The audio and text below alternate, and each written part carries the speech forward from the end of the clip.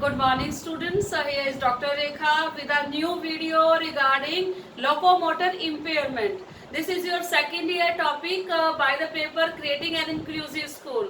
So today I am starting with a little video for you. That's why you can guess the topic that we are going to teach you today. Okay, see the video, look the video, and then we will talk.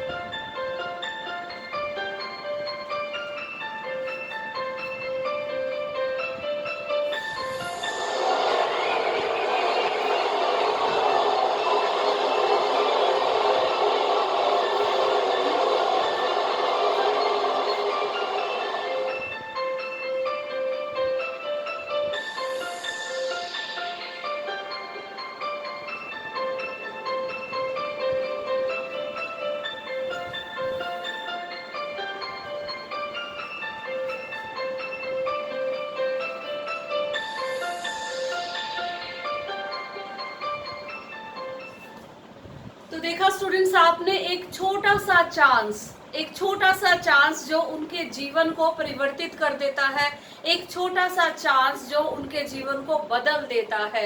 And they need a chance and they need that chance, उनको उसी chance की आवश्यकता है। तो आज की हमारी video आपने देखे गैस लगा लिया होगा, that is regarding locomotor impairment. Locomotor impairment की आज हम बात करते हैं। तो देखिए, व्हाट इज लोकोमोटर इम्पेयरमेंट। तो लोकोमोटर इम्पेयरमेंट जैसे आप सभी जानते हैं कि what is locomotor. Locomotor means गति से संबंधित। If a student is normal, एक बच्चा ठीक है, मैं उसको कुछ भी कहूँ काम करने के लिए, बेटा please bring this things for me और ब्रिंग इट फॉर मी, तो वो बच्चा क्या करता है, खड़े होकर वो चीज ला सकता है मेरे लिए, वो काम कर सकता है। लेकिन अगर एक बच्चे में लोकोमोटर इम्पेयरमेंट है, impairments regarding moving, impairments regarding going here and there, तो इस प्रकार की हम इम्पेयरमेंट को क्या कहते हैं, that is called locomotor impairment. तो today we will talk about locomotor impairments. How are you? Meaning, what is the meaning of locomotor impairment? A person's inability associated with moving from place to place. Yes, जब कोई भी person एक जगह से दूसरी जगह जाने में असमर्थ हो, मूविंग होता है जाना, कि जब कोई भी स्टूडेंट एक जगह से दूसरी जगह नहीं जा सके, जाने में असमर्थता हो उसको, या फिर जाने में दिक्कत है, परेशानी है, प्रॉब्लम है, चलने में दिक्कत है उसको, ठीक है, गति से संबंधित प्रॉब्लम है, तो उसको हम क्या कहेंगे, that is called locomotor impairment. तो आइए नेक्स्ट देखते हैं हम लोकोमोटर इम्पेयरमेंट के रिगार्डिंग सम टाइप्स। तो हम टाइप्स की बात करें लोकोमोटर इम्पेयरमेंट्स के, तो there are many types of locomotor impairment. ठीक है, तो हम यहाँ पर कुछ टाइप्स आपको बता रहे हैं। First is polio, next is cerebral palsy, next is muscular dystrophy, next is arthritis, next is spinal cord injury and next is tuberculosis। Okay, तो हम इसके बारे में अभी डिटेल में बात करेंगे, एक एक इसके टाइप्स के बारे में डिटेल में बात करेंगे। देखिए polio, first is polio. What is polio? जैसे आपको सभी को पता है कि पोलियो के इरेडिकेशन के लिए छोटे छोटे बच्चों को पोलियो ड्रॉप्स पिलाई जाती हैं, ताकि वो बच्चा फ्यूचर में पोलियो से ग्रस्त ना हो। और हमारे देश के जो सुपरस्टार रहे हैं अमिताभ बच्चन, वो इस काम को बखूबी कर रहे हैं। एडवर्टाइजमेंट भी आप डेली देख सकते हैं, इनकी चलती रहती है कि हमारे देश को पोलियो से मुक्त करवाना है। ठीक है, और इसके बावजूद भी आज आप सुन के हैरान होंगे कि हमारे देश में ही लगभग 5000 बच्चे जो हैं हर साल पोलियो से अफेक्टेड पाए जाते हैं, जहां पर ये वैक्सीन और ये दवाइयां नहीं पहुंचती। तो देखिए, आइए पोलियो की बात करें। तो polio the virus that may be cause paralysis and it is easily to preventable by the polio vaccine। ये एक ऐसा वायरस है जो कि हमें फ्यूचर में पैरालिसिस तक पहुंचा देता है। ठीक है, तो इस वायरस का जो ट्रीटमेंट है, ये वैक्सीन है जो बचपन में बच्चों को पिलाई जाती है। इस वैक्सीन को पिलाने के बाद क्या होता है, पोलियो से बच्चे ग्रस्त नहीं होते। इसकी क्योर की अगर हम बात करें तो what is the cure for that? Polio के लिए किस प्रकार का क्योर है? Bed rest, pen relievers, portable ventilators and physical therapies. These are the curable devices for the polio affected person। देखिए नेक्स्ट, सेरिब्रल पल्सी, मस्तिष्क पक्षाघात, यानी कि आपके ब्रेन से संबंधित, आपके मस्तिष्क से संबंधित। ठीक है, it is due to abnormal brain development often before birth. आपकी ब्रेन की अगर प्रॉपर डेवलपमेंट नहीं होती है तब आप सेरिब्रल पल्सी से अफेक्टेड होते हैं। और मोस्टली केसेस में क्या देखा गया है कि ये जन्म से पहले होता है, यानी कि आपकी अगर हम बात करें कि जब बच्चा मदर के वूम में है उस टाइम ये जो है प्रोसेस होता है। ठीक है, और इसकी अगर हम क्योर की बात करें तो इसको हम कैसे क्योर कर सकते हैं? That is due to stretching therapies, physical therapies, meditation and surgeries. These are the treatment for the cerebral palsy. Okay, 2 diseases आपके सामने मैंने बताई हैं। अब हम थर्ड पर चलते हैं, मस्कुलर डिस्ट्रॉफी, मांसपेशीय दुर्विकास। What is muscular dystrophy? आपने देखा होगा कि कई बार आप किसी को देखते हैं ना, तो वो पर्सन क्या होता है, कई बार उसकी टांग ऐसे मुड़ी हुई है, कई बार वो सिर्फ व्हील चेयर पर बैठा हुआ है, यानी कि अनबैलेंस होती है उसकी जो ग्रोथ है बच्चे की टांगों में, जो बहुत ज्यादा, और ये मोस्टली जो लोअर पार्ट में पाई जाती है बच्चों के। देखिए, a group of genetic disease that cause weakness and loss of muscle mass. ये एक ऐसा जेनेटिक डिजीज है कि कई बार पेरेंट्स को होती है तो उनके बच्चों को भी वो डिजीज मोस्टली जो है वो होने के चांसेस होते हैं। ठीक है, और इसमें क्या होता है कि जो हमारा मसल मास है ना वो लॉस हो जाता है, यानी कि वो कम हो जाता है। कहीं एरिया में जो मास है जो अपने आप ही डिके होने लग जाता है। इसका इलाज क्या है? मेडिटेशन, थेरेपी, सर्जरी और breathing aids. These are the treatment for the muscular dystrophy. Okay students, next we move to the arthritis. Arthritis में आपने देखा होगा कि अधिकतर जब लोग, हम कह सकते हैं कि ओल्ड एज के पास आना शुरू करते हैं या 50s को क्रॉस करते हैं, अक्सर उसी एज में ये बीमारी आपको अफेक्ट करती है, अर्थराइटिस की। इसको हम आम भाषा में गठिया भी कहते हैं। ठीक है, तो गठिया में क्या होता है? देखिए, inflammation of one or more joints causing pain and stiffness. ठीक है, जहां पर आपके बॉडी के एक से ज्यादा पार्ट जो हैं वो इकट्ठा होने शुरू हो जाते हैं और उनमें ज्वाइंट्स में आपके स्टिफनेस आ जाती है, यानी कि बहुत ज्यादा हार्डनेस आ जाती है, स्टिफनेस आ जाती है, और वो ज्वाइंट्स क्या करते हैं? आपके पेन करते हैं। तो ये सारे सिम्टम्स हैं किसके? आर्थराइटिस के। ठीक है, इसमें देखिए स्ट्रेचिंग, सबसे पहले स्ट्रेचिंग जो है वो एक्सरसाइजेस हम कराते हैं और उसके बाद जो है वो मसाज। तो ये जो थेरेपी है मोस्ट इफेक्टिव थेरेपी है किसके लिए? अर्थराइटिस के लिए। नेक्स्ट हम चलते हैं स्पाइनल कॉर्ड इंजरी। तो स्पाइनल कॉर्ड इंजरी क्या है? What is spinal cord injury? कि रीढ़ की हड्डी में किसी भी तरह की प्रॉब्लम, इसको हम रीढ़ की हड्डी की इंजरी भी बोलते हैं। और रीढ़ की हड्डी में अगर आपके किसी भी तरह की प्रॉब्लम है तो उसको हम स्पाइनल कॉर्ड इंजरी भी कहते हैं। और स्पाइनल कॉर्ड इंजरी में देखिए वो किसी भी रीजन से हो सकती है। कई बार आप गिर जाते हैं तब आपकी स्पाइनल कॉर्ड में इंजरी हो जाती है, कई बार एक्सीडेंट्स हो जाते हैं तब हमारे स्पाइनल कॉर्ड में इंजरी हो जाती है, या फिर और भी बहुत सारे फैक्टर्स इसके लिए रिस्पॉन्सिबल होते हैं। देखिए, damage to any part of spinal cord or nerves at the end of spinal canal. Spinal canal के एंड पर आपकी रीढ़ की हड्डी का कोई भी पार्ट या फिर वो नर्व्स जो है वो अफेक्टेड हो जाती हैं, उनको हम स्पाइनल कॉर्ड इंजरीज बोलते हैं।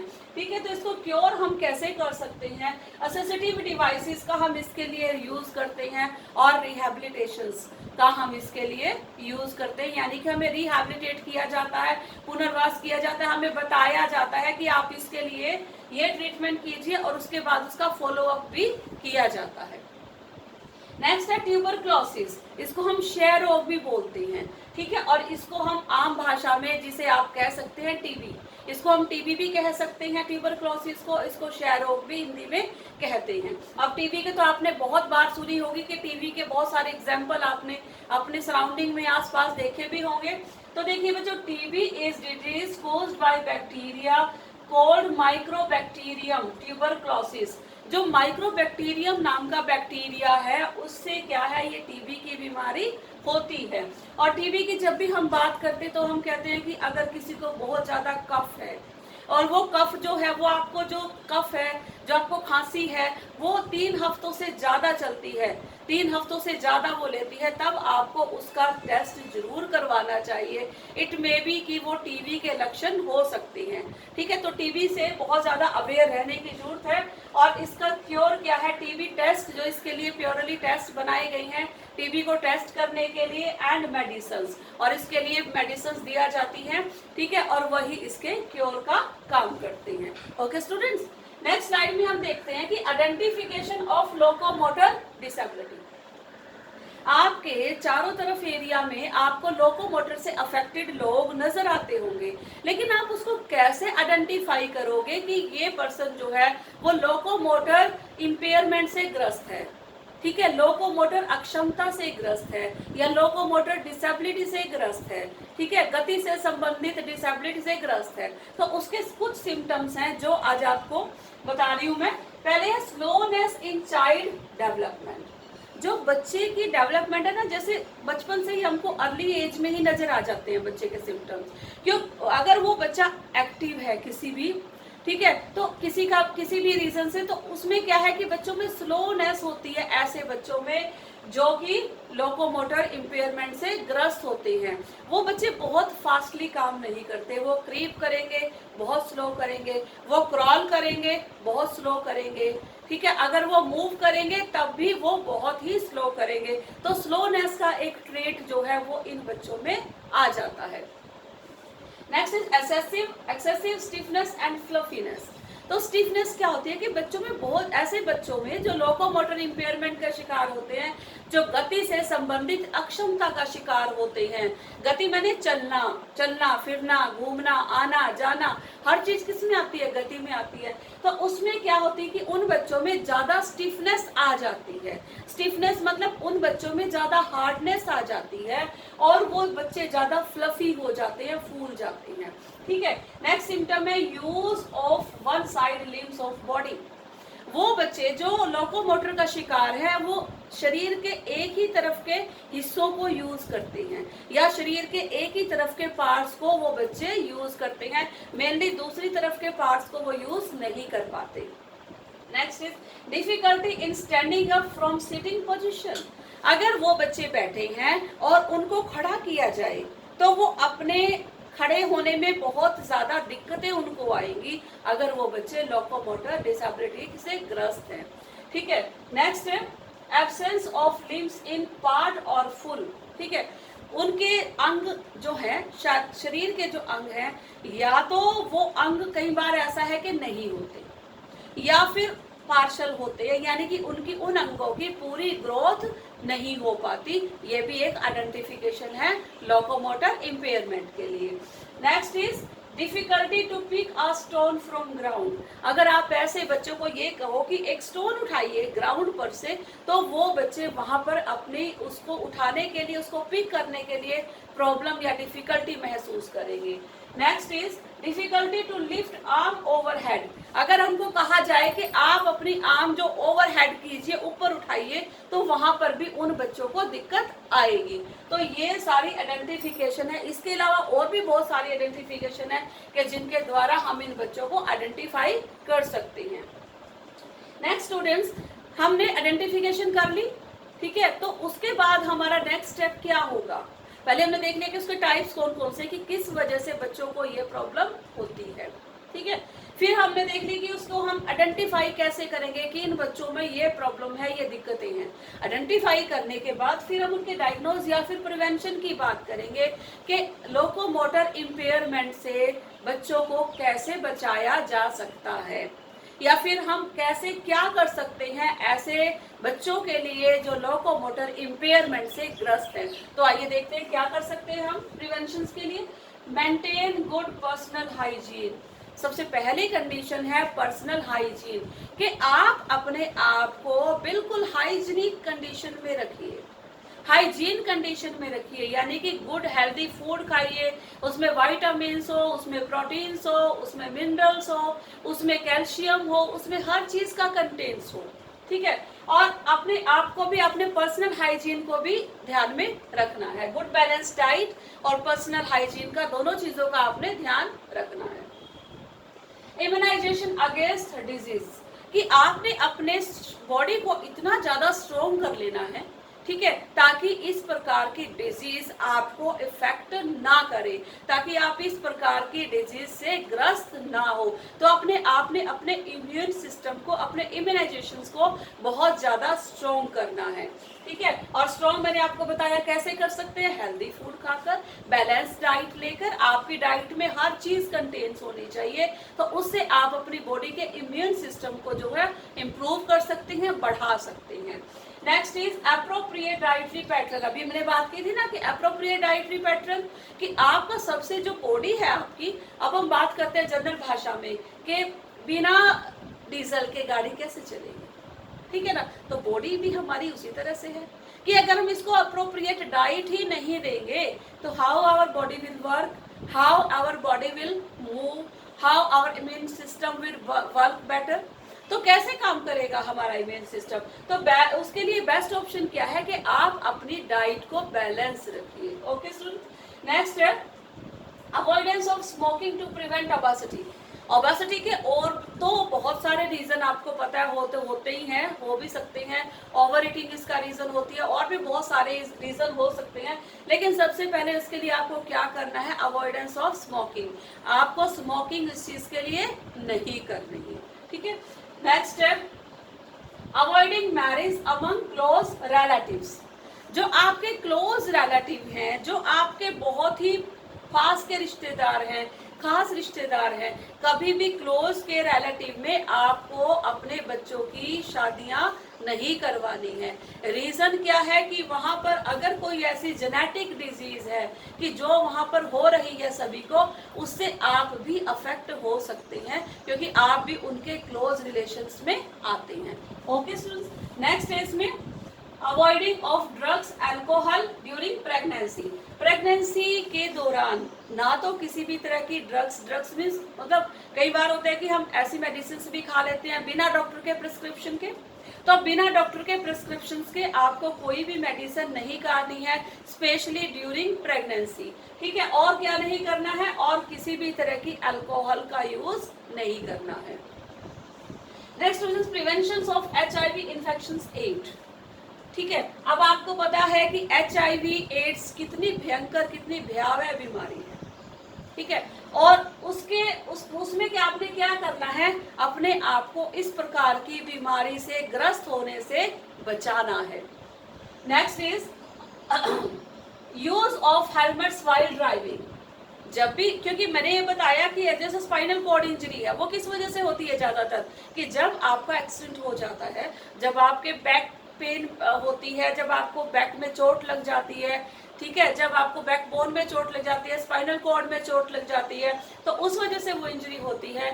तो इसलिए आपने क्या करना है कि हेलमेट का यूज करना है ताकि आप उन इंजरीज से बच सकें। Next is safe guard against accidents. वही बात की मैंने कि अपने आप को एक्सीडेंट्स होने से बचाना है। आपने ट्रैफिक नियमों का पालन करना है, आपने अपने गति को सामान्य रखना है और आपने अपनी सेफ्टी का ध्यान रखना है।